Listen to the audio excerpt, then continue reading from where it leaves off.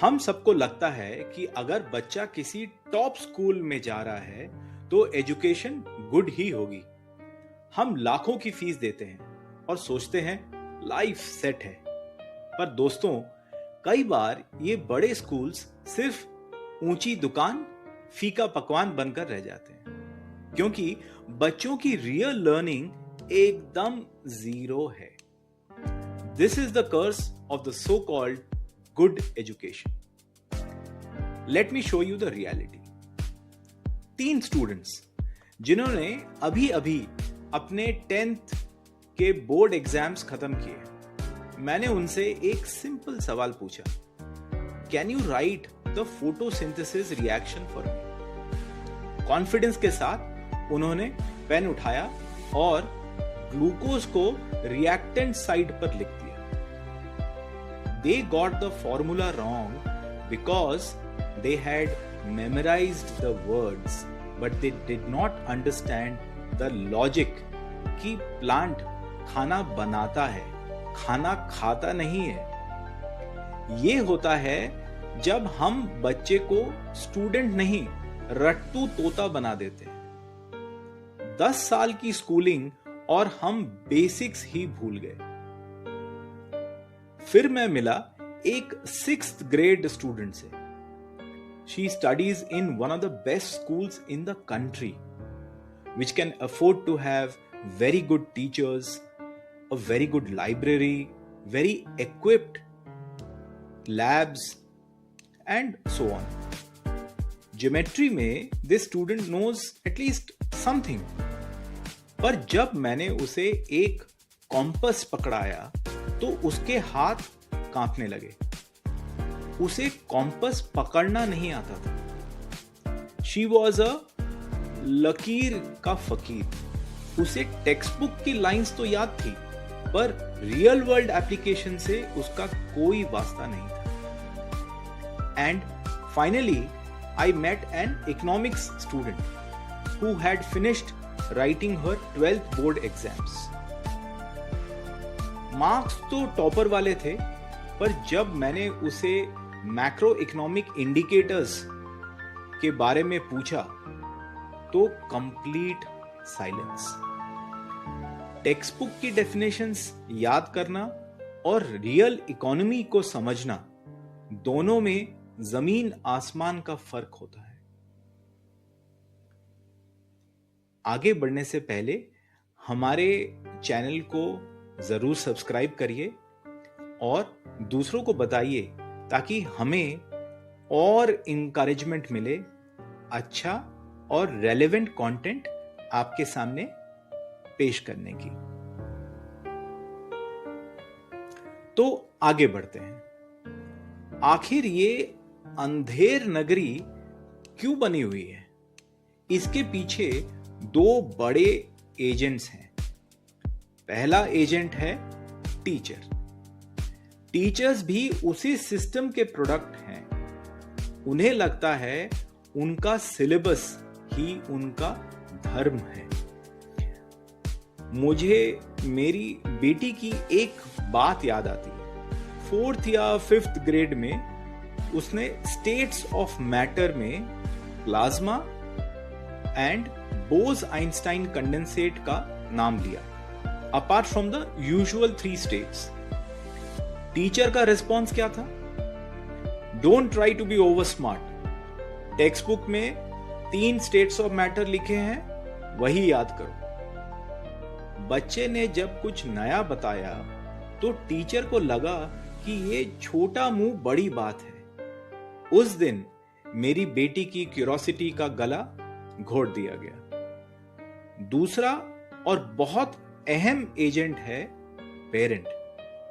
Parents को लगता है कि मार्क्स नहीं आए तो करियर घाट का ना घर का रह जाएगा। इस भेड़चाल में हम ये भूल जाते हैं कि मार्क्स सिर्फ एक कागज का टुकड़ा है, दिमाग की क्षमता नहीं। इस कर्ज को तोड़ने के लिए हमें मार्क्स की रैट रेस से निकलकर मेरे अपने एक बनाए हुए केसीआर फ्रेमवर्क पर आना होगा। अब ये केसीआर फ्रेमवर्क क्या है? सिंपल है। K stands for knowledge, C stands for curiosity and R for reading. चलिए एक एक करके समझाता हूं। याद रखिए, ज्ञान है तो जहान है। अगर बच्चे के पास नॉलेज है तो मार्क्स तो झक मार कर पीछे आएंगे, पर सिर्फ मार्क्स से नॉलेज की गारंटी नहीं मिलती। मैं ऐसे कई स्टूडेंट से मिल चुका हूं जिनको 90, 95 मार्क्स मिले हैं, पर मैथ में ट्रिग्नोमेट्री के बेसिक्स नहीं आते, तो कहीं केमिस्ट्री में ऑर्गेनिक कंपाउंड्स के बारे में नहीं पता, तो कहीं इकोनॉमिक्स के फंडे गोल हैं।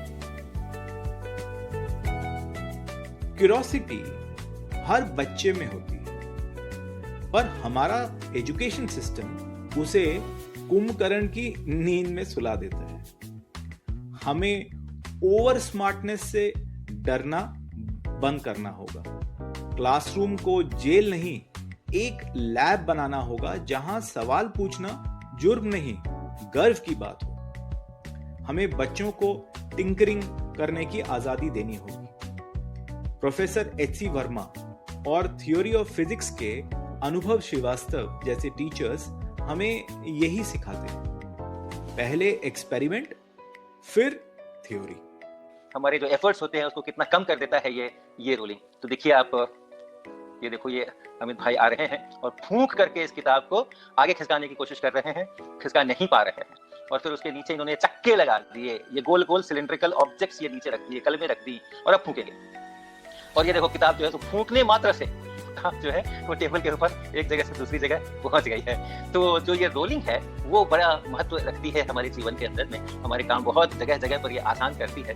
तो उस क्या होता है इस रोलिंग में? इसका कहना ये था कि अगर हम वॉल्यूम को कांस्टेंट रखें तो pressure of the gas temperature के डायरेक्टली प्रोपोर्शनल होता है। मत से ये कैन कैसे पिचकेगा, चलो समझाता हूँ। तो यहाँ पर मैंने एक छोटा सा सेटअप बना लिया है जिसमें कैन को गर्म करने चढ़ा दिया है। जैसा कि आप देख पा रहे हैं कि इस समय कैन का टेंपरेचर बहुत ज्यादा है और प्रेशर एटमॉस्फेरिक प्रेशर से मैच कर रहा है। पर क्या होगा जब मैं इस कैन को सडनली ठंडे पानी में डाल दूं? तो ट्राई करें। रेडी? ये हमारा कैन है जिसको हमने गर्म करना स्टार्ट किया और हमने इसके ढक्कन को खुला छोड़ा, जिसकी वजह से अंदर का प्रेशर और बाहर का प्रेशर दोनों बराबर आया। अब क्या हुआ जब हमने इसको एकदम से ठंडे पानी में डाला, टेंपरेचर एकदम से ड्रॉप हुआ, जिस वजह से अंदर का प्रेशर सडनली डिक्रीज हो गया और बाहर के एटमॉस्फेरिक प्रेशर ने इसको चारों तरफ से ताकत लगा के पिचका दिया। चाहे वो बर्नौलीज थ्योरम हो या रेजोनेंस का कॉन्सेप्ट या ग्रेविटेशनल फोर्स या ग्रेविटी, ये सिर्फ कॉन्सेप्ट्स बन के रह जाएंगे अगर बच्चों को एक्सपेरिमेंट्स करने के लिए नहीं इनकरेज किया गया। जब बच्चा टिंकर करेगा तो वो अकल का अंधा नहीं रह जाएगा। He will observe, ask why and then connect it to the laws and principles. यही असली लर्निंग है। लोग कहते हैं रीडिंग इज डाइंग, मैं कहता हूं रीडिंग इज डेड। आज का बच्चा सिर्फ किताबी कीड़ा बनकर रह गया है, वो लर्नर नहीं है। उसकी रीडिंग सिर्फ टेक्स्ट बुक तक सीमित है क्योंकि टीचर ने कहा है कि क्वेश्चन सिर्फ टेक्स्ट बुक से ही आएंगे। अगर डाइवर्स पर्सपेक्टिव्स नहीं पढ़ेंगे बच्चे तो दिमाग की ग्रोथ बंद हो जाएगी। बिना रीडिंग के रोट लर्निंग ही मीडियोक्रिटी का रास्ता बनती है। आपको लग रहा होगा मेरा बच्चा तो टॉपर है। चलिए लेट्स टेस्ट दैट। आज रात डिनर टेबल पर ये 2 मिनट केसीआर रियलिटी चेक कीजिए। पहला नॉलेज टेस्ट करिए। बच्चे से पूछिए अगर ग्रेविटी कल सुबह गायब हो जाए तो हमारी लाइफ कैसे बदल जाएगी। अगर वो फॉर्मूले सुनाने लगे तो समझ लीजिए दाल में कुछ काला है। उन्हें लॉजिक नहीं पता। फिर क्यूरोसिटी टेस्ट करिए। पूछिए आज स्कूल में ऐसा कौन सा सवाल था जो तुमने डर के मारे नहीं पूछा। अगर वो बोले कि कोई भी सवाल नहीं था, वो यकीन मान लीजिए कि उसकी क्यूरोसिटी को एजुकेशन सिस्टम ने सुला दिया है। और आखिर में रीडिंग टेस्ट करिए। उन्हें कोई भी न्यूज़ दीजिए और पूछिए इसका कोई दूसरा पहलू क्या हो सकता है। दोस्तों, एजुकेशन बच्चों को आसमान की ऊंचाई छूने के लिए होनी चाहिए, उनके पंख काटने के लिए नहीं। नॉलेज, क्यूरोसिटी और रीडिंग को बचाइए, फ्यूचर अपने आप बचेगा। ये वीडियो हर उस पेरेंट और स्टूडेंट को शेयर कीजिए जो लकीर का फकीर नहीं बनना चाहता। कमेंट करके बताइए आपके बच्चे ने ग्रेविटी वाले सवाल पर क्या जवाब दिया। तो मिलते हैं अगले वीडियो में। तब तक keep questioning and keep learning. Take very good care of yourself. Bye bye.